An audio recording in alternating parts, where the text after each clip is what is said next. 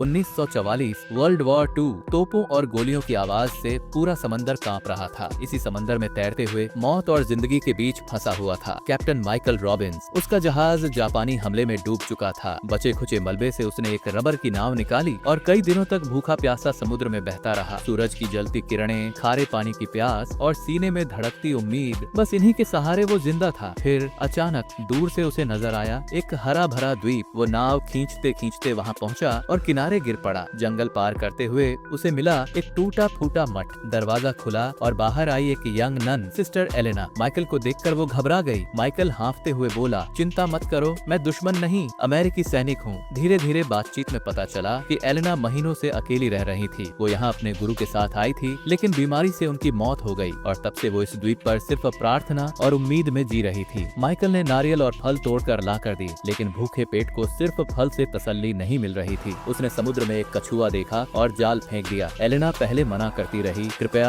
भगवान ने हर प्राणी को जीवन दिया है। माइकल मुस्कुराया, भगवान ने ही हमें जिंदा रहने की ताकत दी, अगर हम नहीं जिएंगे तो उसकी बनाई दुनिया कौन देखेगा। और फिर दोनों ने मिलकर कछुआ पकड़ा। एलेना ने आधा मुंह फेर कर थोड़ा सा खाया और बाकी माइकल ने। ये पल उनके बीच एक अजीब सा रिश्ता बना गया, जिंदगी और मौत का साझेदार रिश्ता। एक सुबह आसमान से गड़गड़ाहट आई। जापानी फाइटर प्लेन द्वीप पर बम बरसा रहे थे। एलेना कांपती हुई प्रार्थना कर रही थी, हे प्रभु, हमें बचा लो। माइकल ने उसका हाथ पकड़कर कहा, डरो मत, जब तक मैं जिंदा हूँ कोई तुम्हें छू भी नहीं सकता। चर्च और उसका छोटा घर राख हो गया। अब दोनों को गुफा में शरण लेनी पड़ी। जापानी सैनिकों का दस्ता द्वीप पर आ पहुंचा। उन्होंने कैंप बना लिया और अब हर तरफ खतरा ही खतरा था। रात को माइकल चुपके से उनके कैंप में घुसकर खाना चुराने लगा। एक रात पकड़े जाने ही वाला था। एक जापानी सिपाही टॉर्च लेकर उसकी तरफ बढ़ा। माइकल सांस रोककर अंधेरे में छिपा रहा। वो सिपाही पास आकर ठिठका, फिर अचानक पीछे मुड़ा और चला गया। उस रात माइकल ने मौत को बहुत करीब से देखा। जब वह खाना लेकर लौटा, एलेना